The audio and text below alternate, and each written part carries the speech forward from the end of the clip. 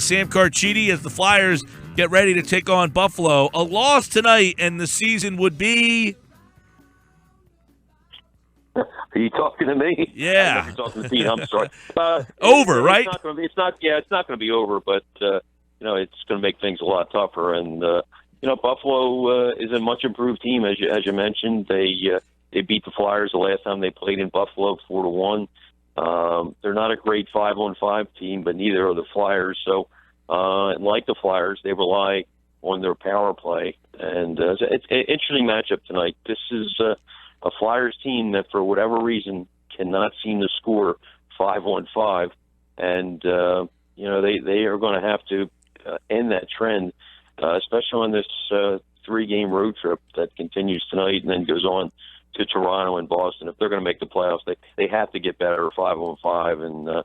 And going last night, there were 29th out of 30 teams as far as scoring goals 5-on-5. So, if you want to make the playoffs, that has to change. Sam, what happened to the team that earlier in the year was putting the puck in the net with regularity? I mean, they were one of the teams early in the year was like, wow, this could be an exciting season. They keep scoring. Yeah, and they did a lot of that with the power play, and the power play has tailed off a little bit, especially in the last month. And but give them credit. The last 3 games they played much better. I thought they played with a lot of heart in Washington on Saturday. Only picked up the 1 point, but the Caps are obviously a tough team to beat at home, and I'm anxious to see what kind of effort we see tonight coming off that game. They seem like a very confident team today at the morning skate in Buffalo, and they're feeling good about themselves, and they have not been feeling good about themselves for a while, but as you mentioned, they have 5 points in the last 6 games, and the big difference right now is Steve Mason has reverted to last year's form. So we'll see if they can continue this point streak in Buffalo tonight. Sam, how do you think that dynamic is with Steve Mason? Because they extend Noivy, not Mason, and Hextall says there's still a chance that they could re-sign Mason. But is that motivation that lights a fire under his rear to play out of his mind because he's playing for a job? Yeah. I think that's part of it, Pete. But you would have thought that both Mason and Neuver, would have had that fire from the start of the season because, as you know, they're both going into the year playing for contracts, and both have struggled this year. I wrote before the year, as a lot of people did, that goaltending was one of the Flyers' strengths, and that was based on what Mason and Neuver did last year. Neuver had his best year ever last year. He was lights out in the playoffs, and Mason in the second half of last year was lights out. And you just figured they're playing for contracts, and they would both have strong years. This year they'll push each other, knowing that, hey, if I'm off tonight, the other guy's going to go in there the next game.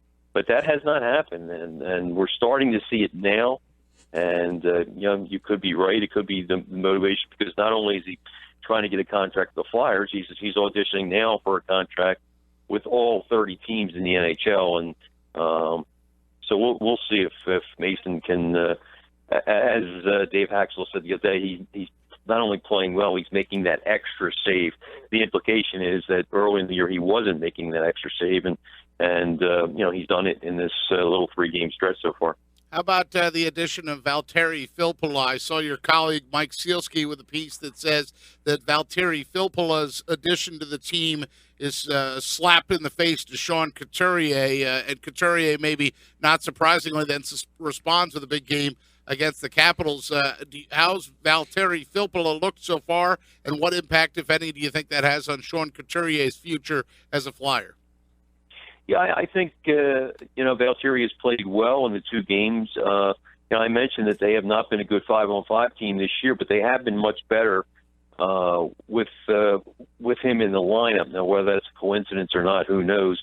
But, he's a solid guy. He's not going to be a 30-goal scorer by any means, but, he's a solid 2-way player, and I think he has a little bit more offensive upside than Couturier. What does it mean for Couturier? It means that he's probably in the spot that he deserves to be in as a third-line center, and that's not a disgrace. You need a good third-line center. You need a guy who's a good defensive player, a checking line guy, a guy who can shut down the other team's best center. And, you know, a lot of people are down on Couturier, and I think they're down on him because he was picked 8th overall about 6 years ago. And if Couturier was drafted in the 2nd or 3rd round, there will be no complaints. But when you draft a guy number 8 overall, I think you expect to get a guy who maybe not a superstar, but a guy who's pretty close to a star in this league. Couturier's not that, but to me, Couturier's a very good player, a serviceable player. You know, did he deserve to get picked so high? Probably not. But you know, you can live with Shayne Couturier as your third line center. He does a competent job out there, but I think he is where he is. I don't think he is a number 2 center. He's had a lot of chances to show that, and maybe this lights a fire under him too, because as you know, Filppula only has 1 more year after this year on his contract, so maybe it lights a fire under Shayne Couturier as well. Sam Carchidi's with us from the Inquirer, Flyers, and, of course, Sabres tonight right here on 97.3 ESPN. Sam, who is Ghost? Is it the guy we saw last year? Is it the guy who has been a ghost this year? Which guy is he, and how much and how important is he over these final 18 games with Mark Streit no longer here? Yeah, there's no question he's important. Mark Narducci, one of my coworkers, wrote a real good piece about him in today's Inquirer, and you know, Ghost to me has not had the type of year he had last year, but it's not that far off offensively. Defensively, he's been struggling, no question about it. Offensively, he has shot into so much tough luck. By my count, he's hit the post about 10 times in the last 6 to 7 weeks, including the game in Washington. It just, you know, it just seems like he's snake bitten out there. And offensively, if you look at his shooting percentage, and I looked at it the other day, he scored on 11% of his shots last year. This year, he's scoring on 3% of his shots. So, you know, he's getting as many shots. You know, is he getting more attention because he's now a so-called quote-unquote name player? Certainly. But I think offensively he's been fine. He's just run into some tough luck. Defensively, he struggled. But I think he's been a little better since the benching, and I think he's more defensively responsible. I don't think he'll ever be a great defensive player. Of course, his strength, this is no secret, his strength is on the power play. It's on 3-on-3 in overtime. And, you know, the offense that he brings to the game. And I don't think he's too far off from last year, even though the numbers don't suggest that. I think he's played pretty well offensively and just run into some tough luck. Sam, it seems like a topic that I bring up with you every time we have you on, but Claude Giroux, there's a strong chance that he sets a new career low for goals in a season. He is 12 with the 18 games left to play, the lowest he's ever had for a full season, 16. Now, I contend and continue to maintain that I think he's playing hurt. Do you subscribe to that? If he is hurt, should the Flyers sit him down for a game or two?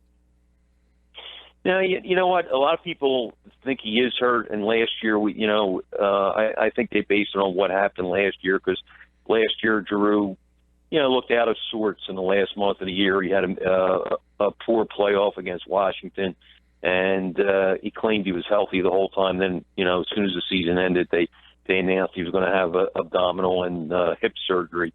So, you know, you can't believe what he says. This year he says he's healthy too. The only reason I would, you know, caution against that is that he was really excellent during their 10-game winning streak. So if he had a problem coming off the surgery, wouldn't he have had it back in November and December? But, you know, unless he re-injured himself after, like later in the season, like maybe in mid-December after the winning streak stopped, I can only go by what he says. He says he's healthy, but, you know, from game to game, you see him with jump some games, other games you don't see it. 5-on-5, he's been invisible. He has 2 goals right now in his last 29 games. So, you know, if he just had an average year, when I say an average year, I mean an average Claude Giroux type year, you know, the Flyers would be probably in the middle of the pack offensively instead of towards the bottom of the pack. So they really need him to get going. You know, does he have some kind of nagging injury? Probably has something bothering him, but he's still has to find a way to fight through it. Everybody has problems right now, especially this time of year. And, you know, the way he goes, the Flyers go. And, you know, the way he performs in the last 18 games will probably have a big bearing on whether or not they make the playoffs. As will the way Steve Mason performs. He'll be in net again tonight. Sam, do you think they'll ride him out the rest of the season? I wouldn't say the rest of the season, Mike, but I do think unless he really collapses in one of these games on the road, I think they will ride him out on this road trip, which, as I mentioned earlier, continues after Buffalo. It's Toronto and then Boston. The three huge games. All three teams, of course, are battling for playoff spots. So I think they'll ride him out there. I wouldn't be so quick to say they're going to ride him out for the rest of the season.